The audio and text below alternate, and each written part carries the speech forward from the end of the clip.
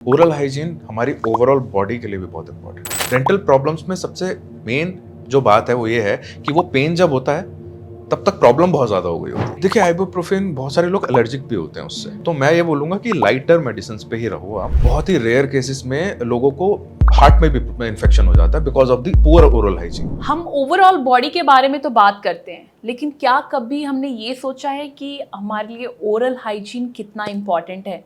क्योंकि हम जो भी कंज्यूम कर रहे हैं वो जा कहाँ से रहा है? हमारे मुंह से। और अगर हमारा ओरल हाइजीन या हमारे टीथ या गम्स हेल्दी नहीं होंगे तो मेरे ख्याल से आपको खाना खाने में भी दिक्कत होगी। और इसीलिए इस प्रॉब्लम का सल्यूशन लेकर आज मेरे साथ हैं डॉक्टर पुलकित कुमार, जो कि एक डेंटल सर्जन है। Welcome doctor. डॉक्टर, एक गुड ओरल हाइजीन मेंटेन करने के लिए क्या बेसिक पॉइंट्स हैं? देखिए सभी को पता है कि मॉर्निंग और इवनिंग ब्रशिंग सभी करते हैं, ठीक है, लेकिन एक बात पे कोई कोई ध्यान नहीं देता कि सबसे ज्यादा प्रॉब्लम्स जो आती हैं वो दांतों के बीच में खाना फंसने की वजह से होती है और वो नॉर्मल ब्रशिंग से नहीं निकलता है। उसके लिए दो चीजें करनी होती हैं। एक डेंटल फ्लॉस। डेंटल फ्लॉस क्या होता है? एक थ्रेड जैसा होता है, उसको हम दांतों के बीच में क्लीन करने के लिए यूज करते हैं, ठीक है। अगर आप वीक में 3 बार भी करोगे रात को सोने से पहले तो वो जो खाना बीच में फंस रहा है वो निकल जाएगा। वो सबसे ज्यादा कैविटी बनाता है। और दूसरी चीज, 6 मंथ्स में आप एक हैबिट बना लो कि आप डेंटिस्ट के पास जाके अपना डेंटल चेकअप जरूर कराओ, क्योंकि डेंटल प्रॉब्लम्स में सबसे मेन जो बात है वो ये है कि वो पेन जब होता है तब तक प्रॉब्लम बहुत ज्यादा हो गई होती है। और लोग बोलते हैं डेंटल ट्रीटमेंट एक्सपेंसिव बहुत होते हैं। डेंटल ट्रीटमेंट एक्सपेंसिव नहीं है, वो जो नेग्लिजेंस है ना जाने की, वो एक्सपेंसिव बना देती है। तो ये बहुत ज्यादा इंपॉर्टेंट है। ओरल हाइजीन हमारी ओवरऑल बॉडी के लिए भी बहुत इंपॉर्टेंट है। हमारी जो टंग पे बैक्टीरियाज होते हैं, ओरल हाइजीन खराब होने की वजह से टंग पे बहुत ज्यादा बैक्टीरिया बन जाते हैं, हमारे दांतों के बीच में है। हम खाना खा रहे हैं वो सारा हमारा पेट में जा रहा है। ये बहुत सारी प्रॉब्लम्स क्रिएट करता है। डाइजेस्टिव इश्यूज होते हैं, लोगों की गट हेल्थ खराब होती है इसकी वजह से।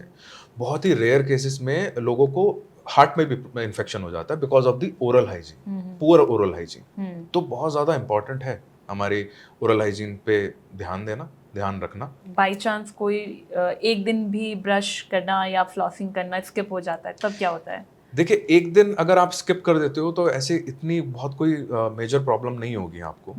लेकिन अगर आप रेगुलरली स्किप कर रहे हो, नहीं कर रहे हो, वीक में आप 1-2 बार ही करते हो, 3 बार करते हो, तो उससे क्या होता है, डिपॉजिट शुरू हो जाते हैं हमारे दांतों के गम्स के अंदर। वो डिपॉजिट्स बैक्टीरिया होते हैं सारे। वो डिपॉजिट क्या काम करते हैं कि हमारे गम्स को लूज करना शुरू कर देते हैं, ठीक है।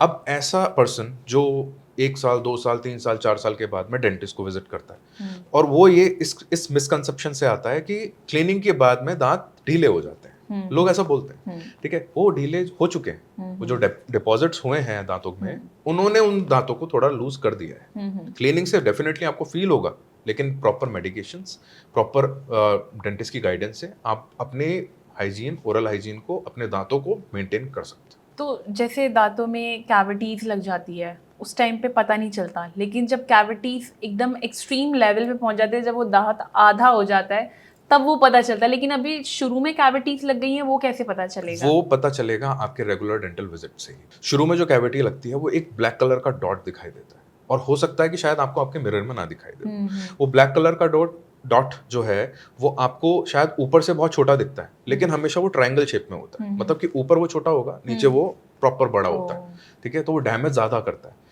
तो इसीलिए 6 मंथ्स विजिट, डेंटल विजिट, एक क्विक चेकअप आप आराम कराओ, अपने दांतों को भी बचा सकते हो। नेचुरल टीथ बहुत प्रिसाइज होता है। अगर आपने अपने नेचुरल टूथ को बचाया हुआ है, उससे अच्छी कोई चीज़ नहीं। अगर इंस्टेंट आपको पेन हो रहा है दांतों में कैविटीज की वजह से, तो उस टाइम पे इमीडिएट क्या कर सकते हैं? लाइक अभी आधी रात में दांत में दर्द हो गया, तब उस टाइम पे क्या कर सकते हैं? देखिए अगर ऐसा कोई इमरजेंसी सिचुएशन आती है आपको, तो आपके पास में कोई भी पेन किलर आप ले सकते हो, जैसे कि पैरासीटामोल होती है, लाइट हो गई, या फिर इससे ऊपर कोई आते हैं जैसे डोलो 650 होती है। मतलब ये मेडिसिन आपको तब की रिलीफ दे सकती हैं। एक पेन किलर आपको रिलीफ दे बहुत सकता है। सारे लोग ब्रूफेन भी लेते हैं, तो क्या उसके साइड इफेक्ट? देखिए आइबुप्रोफेन बहुत सारे लोग एलर्जिक भी होते हैं उससे, ठीक है। तो मैं ये बोलूंगा कि लाइटर मेडिसिन पे ही रहो आप एकदम से एक्सट्रीम मेडिसिन पे मत जाओ। कोई आइबुप्रोफेन हो गई, या फिर लोग और कोई मेडिसिन ले लेते हैं जो हाई, बहुत ही पोटेंट पेन किलर्स होते हैं उनको नहीं लेना चाहिए। आप इन्हीं पे रहो, क्विकली किसी डेंटिस्ट से चेकअप आप कंसल्ट करके आप ले सकते हो। गूगल पे आप सर्च भी करोगे ना, आपको बहुत सारे मिल जाएंगे और आपको कोई भी गाइड कर सकता है। तो गाइज आप लोगों को समझ में आ गया होगा कि अगर आपको अपना हेल्दी गम मेंटेन करना है, अपने टीथ को कैविटी से बचाना है, तो जैसा जैसा डॉक्टर पुलकित ने बताया है वैसे वैसे टिप्स को आपको फॉलो करना है।